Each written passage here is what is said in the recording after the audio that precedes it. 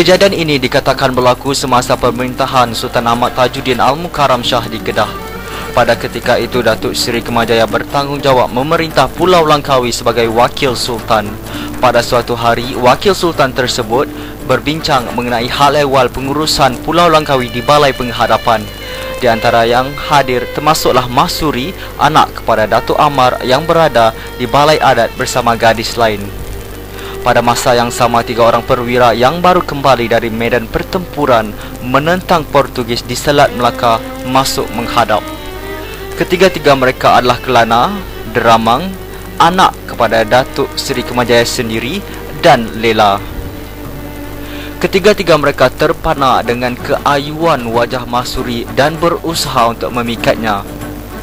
Pada masa yang sama, Datuk Seri Kemajaya berasa berbesar hati atas kejayaan mereka menentang musuh, lalu menawarkan isteri agar mereka dapat berumah tangga.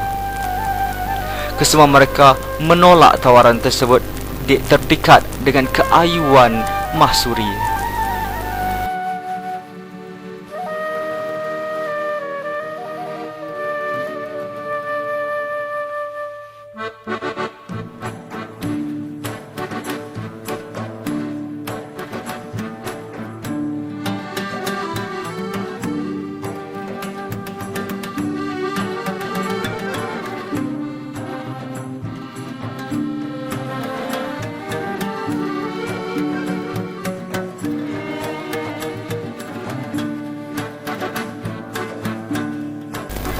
Pada satu hari ketika Mahsuri berada di Serambi sambil menyanyikan lagu Bunga Tanjung, Deramang, kemudian Kelana dan diikuti Lela lalu di bawah Serambi dan memerhatikan Mahsuri menyanyi.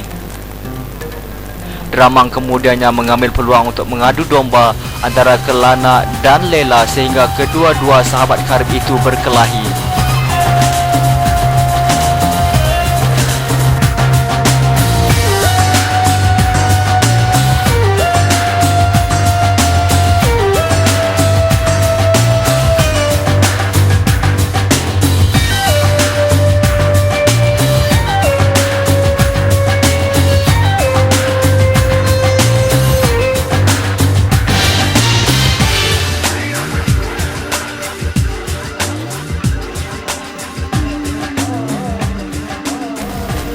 Deramang kemudiannya melarikan diri apabila menyedari kedatangan Datuk Amar. Datuk Amar mendamaikan kedua-dua sahabat yang bergaduh tadi dan mendapati bahawa punca pergaduhan mereka adalah untuk memenangi hati Mahsuri. Datuk Amar seterusnya menyuruh Mahsuri memilih antara Kelana atau Lela. Mahsuri yang menghormati mereka berdua menyatakan bahawa dia akan menjatuhkan bunga daripada Serambi dan sesiapa yang mendapat bunga tersebut akan memiliki hatinya.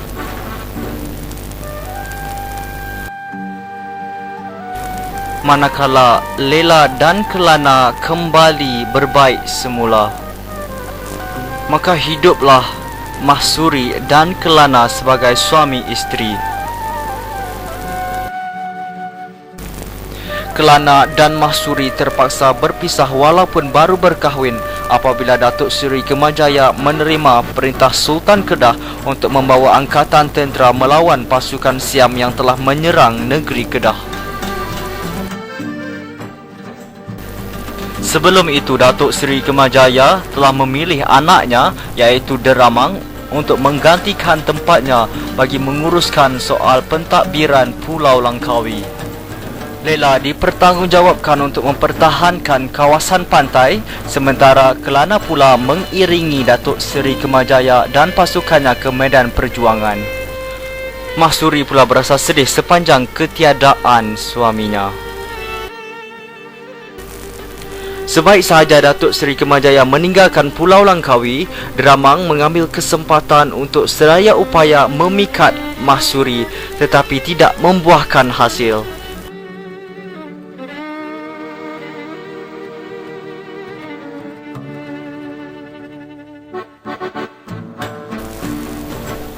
Dramang mengambil keputusan untuk memerangkap Mahsuri dan Lela. Dramang kemudiannya menyuruh Lela ke pantai dan menyatakan bahawa terdapat kekecohan di situ.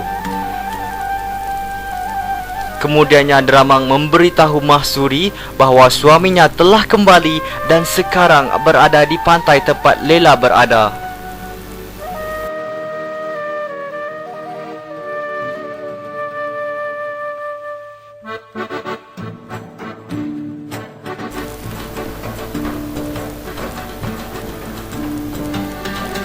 Ketika Lela dan Mahsuri berada di tepi pantai, Dramang kemudiannya telah membawa orang kampung dan memerangkap Mahsuri dengan Lela atas tuduhan berzina.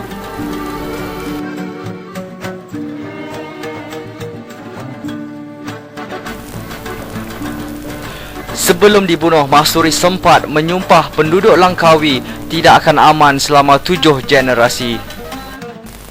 Maka mengalirlah darah putih menandakan kesucian Mahsuri, insan tidak berdosa. Kebetulan pada waktu itu Datuk Seri Kemajaya bersama Kelana pulang dari medan pertempuran. Untuk membalas dendam, akhirnya Kelana berjaya membunuh Dramang atas kematian isterinya.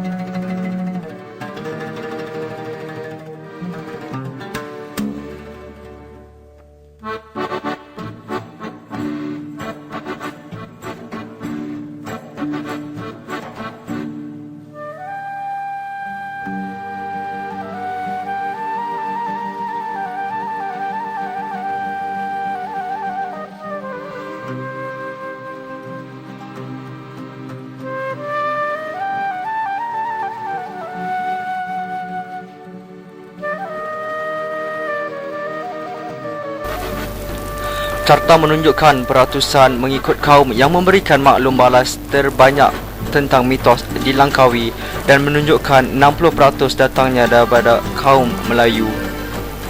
Manakala carta ini menunjukkan peratus sumber orang ramai mengetahui mitos di Langkawi, iaitu sekolah memberi sumber yang terbanyak. Manakala carta ini pula menunjukkan peratusan populariti mitos yang diketahui, iaitu Mahsuri mendahului dengan 80%.